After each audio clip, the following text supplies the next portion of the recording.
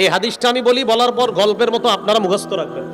তো সহিহ বুখারীর 4340 নম্বর হাদিস, 4340 নম্বর হাদিস। কোন কিতাব? বুখারী। বলেন কোন কিতাব? 4340 নম্বর হাদিস। বুখারীর কত নম্বর হাদিস? এই হাদিসটা আমি বলি, বলার পর গল্পের মতো আপনারা মুখস্থ রাখবেন। আন আলী ইবনে আবি তালিব রাদিয়াল্লাহু তাআলা আন বা'আসান নবী সাল্লাল্লাহু আলাইহি ওয়াসাল্লাম সারিয়াতান ওয়াস্তা'মালা আলাইহিম রাজুলাম মিনাল আনসার। নবীজি একটা সেনাবাহিনীকে যুদ্ধে পাঠাইলেন। সেনাবাহিনীর একজন সেনাপতি নিযুক্ত করে দিলেন, আমির নিযুক্ত করলেন। ওয়া আমারাহুম আইয়ুতিউহু, আল্লাহ নবী আদেশ করলেন ওই সেনাবাহিনী যেন সেনাপতির আনুগত্য করে। আবার বলছি, নবীজি একটা সেনাবাহিনী প্রেরণ করলেন, একজন আমির নিযুক্ত করে দিলেন, আর হুকুম করলেন আল্লাহ নবী ও সেনাবাহিনীর দল, তোমরা আমিরের আনুগত্য করবা। বুঝে আসছে যতটুকু? তো জিহাদের ময়দানে গেছে, যাওয়ার পর ফাগাদিবা, আমির সাহেব কোনো কারণে রাগ হয়ে গেছে। আমির সাহেবের রাগ উঠছে। রাগ ওঠার পর সেনাবাহিনীকে বলতেছে, আলাইসা ক্বাদ আমারাকুম রাসূলুল্লাহ সাল্লাল্লাহু আলাইহি ওয়াসাল্লাম আন তুতিউনি। আচ্ছা, নবী কি তোমাদেরকে হুকুম করে নাই আমার আনুগত্য করার জন্য? নবী কি তোমাদেরকে হুকুম করে নাই আমার আনুগত্য করার জন্য? তো সাহাবারা যারা আছে তারা সবাই বললেন, হ্যাঁ, আল্লাহ নবী বলছে আমরা যেন আপনার হুকুম মানি। এবার আমির সাহেব বললেন, আল্লাহ নবী বলছে আমার সব কথা মানার জন্য এখন আমি যা বলবো তা মানবা। ইজমাউলি হাতাবা, তোমরা লাকড়ি সংগ্রহ করো। কি সংগ্রহ করো? লাকড়ি। ফাজামাউ, তারা লাকড়ি সংগ্রহ করছে। করার পর আমির সাহেব বললেন, আউকিদুহা নারা, লাকড়িতে আগুন লাগায়া দাও। ফাআউকাদুহা নারা, লাকড়ির মধ্যে আগুন লাগায়া দিস।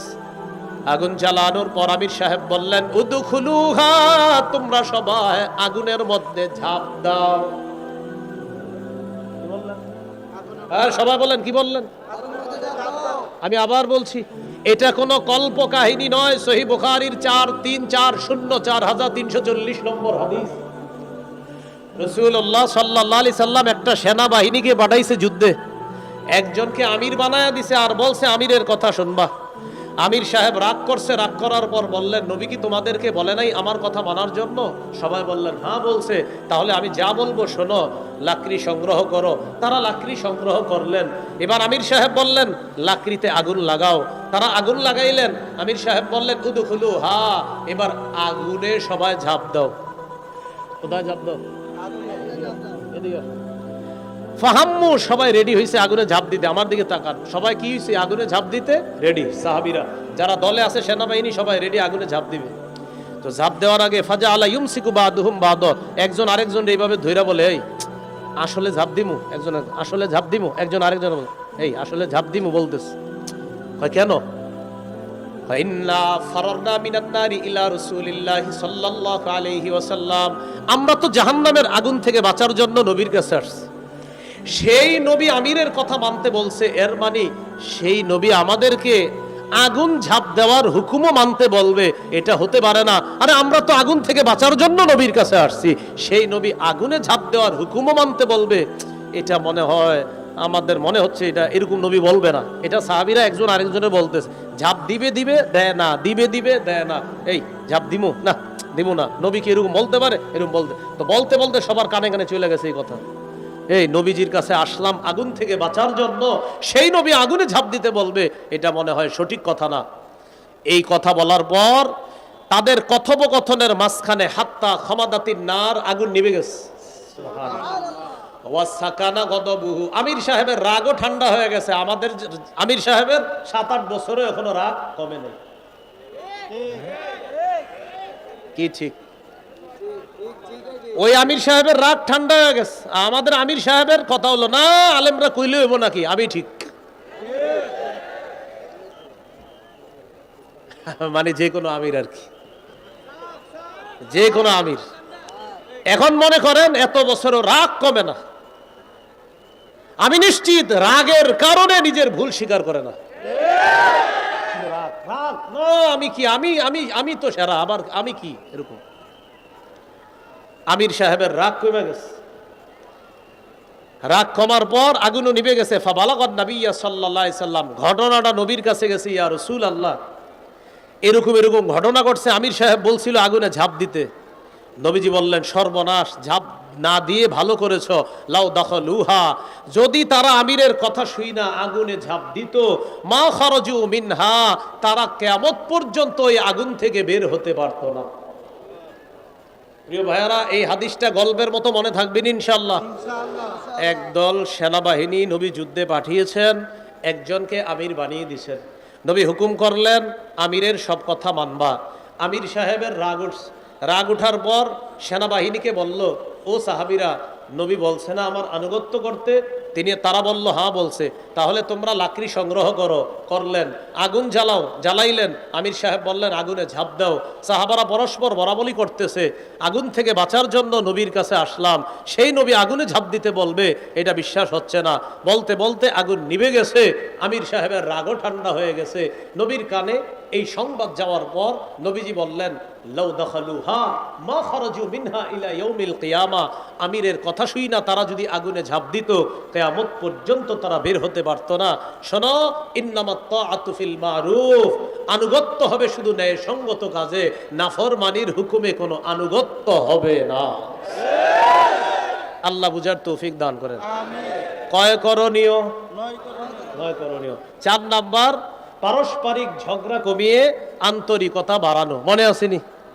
আচ্ছা, আবু দাউদের বর্ণনা 4800 নম্বর হাদিস। এই হাদিসের মধ্যে আসছে, قال رسول الله صلى الله عليه وسلم انا زعيم ببيت في ربض الجنة لمن ترك المراء وان كان محقا। নবীজি বলেন, কোন ব্যক্তি যদি ঝগড়া পরিহার করে, ন্যায় সঙ্গত হওয়া সত্ত্বেও যদি ঝগড়া পরিহার করে, এর মানে আপনি ঝগড়া করাটার আপনার রাইট আছে, আপনার অধিকার আছে ঝগড়া করা, এবং আপনি সঠিক।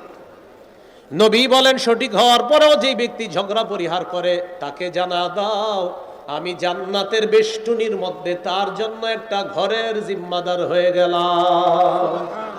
ঝগড়া পরিহার করা। 5 নাম্বার করণীয়, বলেন দুনিয়ার বিলাসিতা বর্জন করা। মানে দুনিয়া কামাই করা যাবে, কিন্তু আখিরাত সামনে রাখতে হবে। তিরমিজির বর্ণনা, রাসূলুল্লাহ সাল্লাল্লাহু আলাইহি সাল্লাম বলেন, লাউ কানাতিদ দুনিয়া তাদিলু ইনদাল্লাহি জানাহা বাউদা মা সাকা ফিহা কাফিরুন শারবাতা মা। এই দুনিয়ার মূল্য যদি আল্লাহর কাছে মাছির ডানা পরিমাণ হতো, আল্লাহ কোন কাফেরকে এক ঢোক পানি পান করাতেন না। ভাই, দুনিয়া কামাই করা নিষেধ না হালাল ভাবে, কিন্তু কামাই করতে গিয়ে আখেরাত ভোলা যাবে না। দুনিয়া কামাই করব আখেরাত সামনে রেখে, এই জন্য দুনিয়ার মত্ত হয়ে যেন আমরা আখেরাত ভুলে না যাই। এটা 5 নাম্বার কাজ। 6 নাম্বার, বলেন অধিকার আদায়ের লড়াই অব্যাহত রাখা। মুসলমানদের অধিকার আদায়ের লড়াইয়ের নাম, জোরে, লড়াইয়ের নাম পবিত্র জিহাদ। কি? আর জোরে। মুসলমানদের অধিকার আদায়ের লড়াইয়ের নাম কি? জিহাদ। হ্যাঁ, এই পৃথিবী যদি শান্তি চান, সবার চূড়ান্ত শান্তি চান, খেলাফত ব্যবস্থার বিকল্প কোনো পদ্ধতিতে শান্তি আসবে, চূড়ান্ত শান্তি আসবে না। চূড়ান্ত শান্তি খেলাফত ব্যবস্থা আসবে, এটা মনে রাখতে হবে। এই জন্য জিহাদ, এটা হলো মুসলমানদের অধিকার আদায়ের লড়াইয়ের নাম হলো জিহাদ। এই জিহাদের বিষয়টা মানুষকে সঠিকভাবে বুঝাইতে হবে। রাসূলুল্লাহ সাল্লাল্লাহু আলাইহি সাল্লাম বলেন, আলাইকুম বিল জিহাদি ফি সাবিলিল্লাহ ফাইন্নাহু বাবুম মিন আবওয়াবিল জান্নাহ। তোমরা জিহাদ আবশ্যক করে নাও, জিহাদ হলো জান্নাতের একটা দরজা। নবীজি বললেন, আল জিহাদু মাজিন ইলা ইয়াউমিল কিয়ামা, জিহাদ কিয়ামত পর্যন্ত চালু থাকবে, জারি থাকবে। জিহাদের জন্য সবাই রাজি আছেন ইনশাআল্লাহ? ইনশাআল্লাহ। সত্যিকার অর্থে আল্লাহ ইনশাআল্লাহ বলার তৌফিক দান করেন। আমিন। আচ্ছা, এ হলো 6 নাম্বার। 7 নাম্বার গুরুত্বপূর্ণ কথা, যোগ্য আদর্শবান শাসক রাষ্ট্র ক্ষমতায় বসাতে হবে। বলেন, এজন্য প্রতিদিন অতিরিক্ত 2 রাকাত নফল নামাজ পড়ব। করার পর প্রথম দোয়া করব, আল্লাহ কিয়ামতের আগে বাংলাদেশে আর কোনো নারী প্রধান চাই না।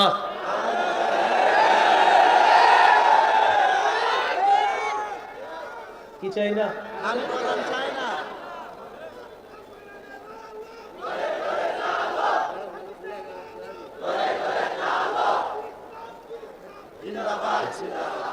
একটু বুঝেন কেন, সবাই বলেন কেন, বাংলাটা বলেন।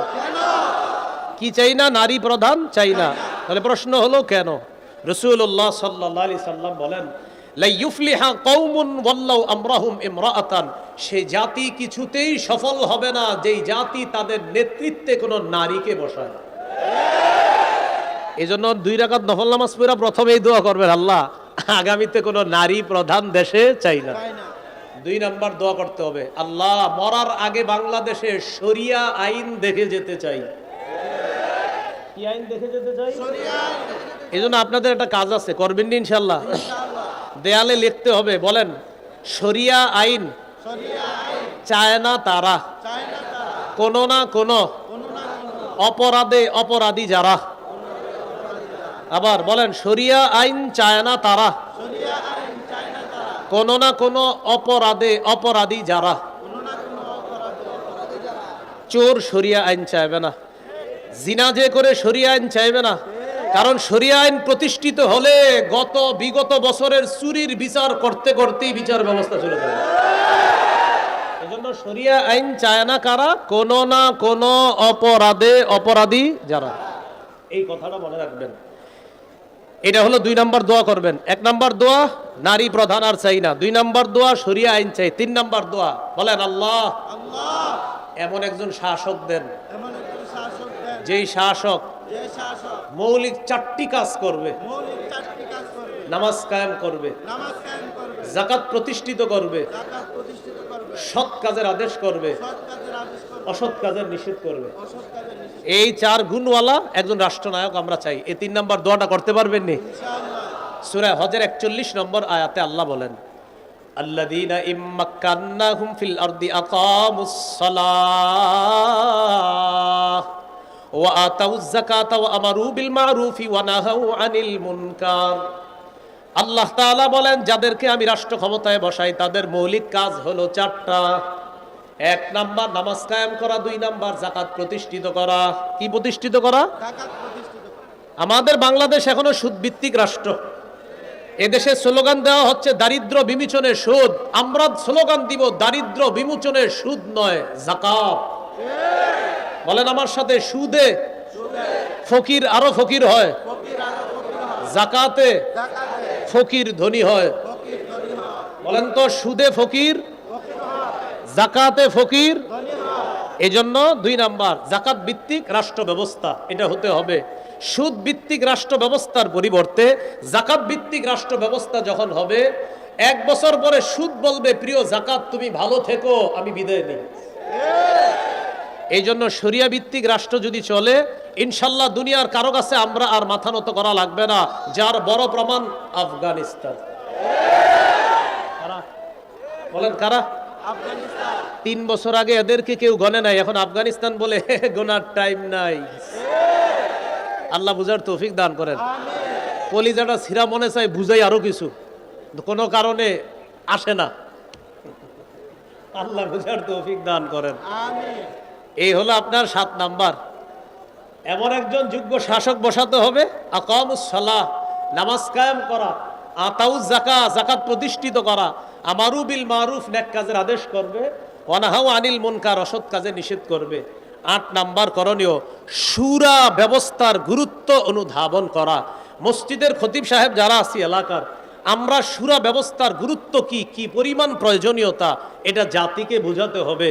এটা হলো শুরা ব্যবস্থা। এই কথাগুলা এই সাধারণ মুসলমানরা বুঝতে হবে। আলেমরা এগুলা বুঝে, কিন্তু সাধারণ জনগণ শুরা ব্যবস্থার কি লাভ, কি ফায়দা, কি উপকার এটা বুঝতে হবে, এটা অনুধাবন করতে হবে। সর্বশেষ করণীয় বলেন, শত্রুকে শত্রু মনে করতে হবে, বন্ধু মনে করার কোনো সুযোগ নাই। বলেন আমরা বারবার ভুল করব না। বলেন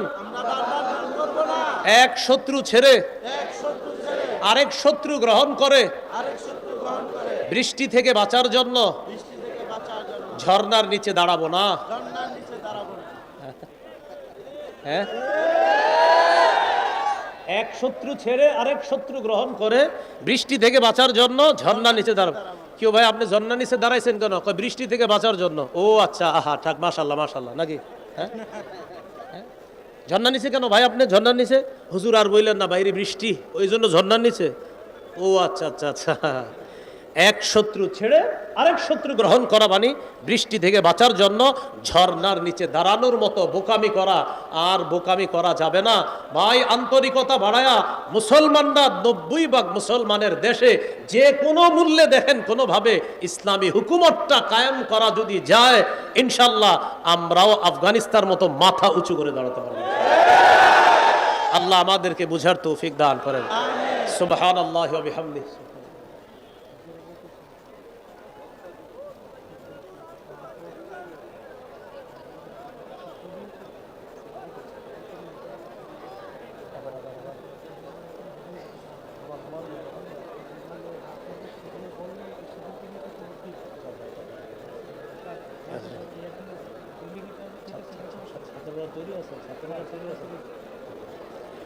ভাই বসি বসি, আমরা বসি বসি বসি, একটু বসি আমরা। শোনেন, বড় বড় উলামায়ে কেরাম যারা আছে তারা এখনো বাকি রয়েছেন, তারা আসতেছে, ইনশাল্লাহ আলোচনা হবে। এই যে ভবনটা দেখেন, ভবন নির্মাণ হচ্ছে, তৈরি হচ্ছে।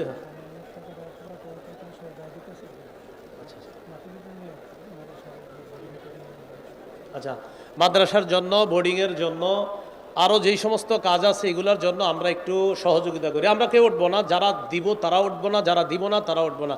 ছাত্র ভাই যারা আছেন আপনারা তৈরি থাকার কথা, আপনারা সবার কাছে যান। আর মঞ্চে যারা আছি আমরা এখানেও দিতে পারি। ছাত্র ভাই যারা আছি মেহরবানি করে কেউ এই মাহফিলটা নষ্ট করবো না। নামাজ তো এখানে হবে হুজুর ইনশাল্লাহ। ভাই এখানে নামাজ হবে, আমরা কেউ মাহফিলটা নষ্ট করবো না। বড় বড় আলেম ওলামায়ে কেরাম তারা এখনো বাকি আছে, ইনশাল্লাহ তারা আসবে। আমরা ইনশাল্লাহ মাশাআল্লাহ। সওদাগর সাহেব 2000 টাকা দিয়েছেন, আল্লাহ তার দানকে কবুল করেন। আরও যদি কেউ দিতে চান দিতে পারেন। ছাত্র ভাইয়েরা আমরা মাঠে চলে যাই, মাঠে যারা আছে আমরা ছাত্র ভাইদের কাছে একটু সহযোগিতা করি আমরা ইনশাআল্লাহ। হ্যাঁ, সুবহানাল্লাহি ওয়া বিহামদিহি।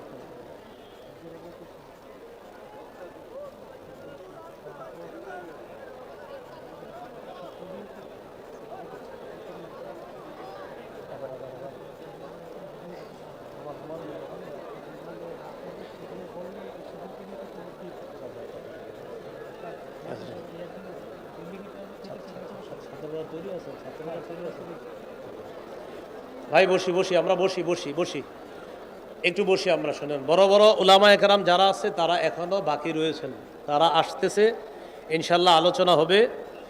এই যে ভবনটা দেখেন, ভবন নির্মাণ হচ্ছে, তৈরি হচ্ছে।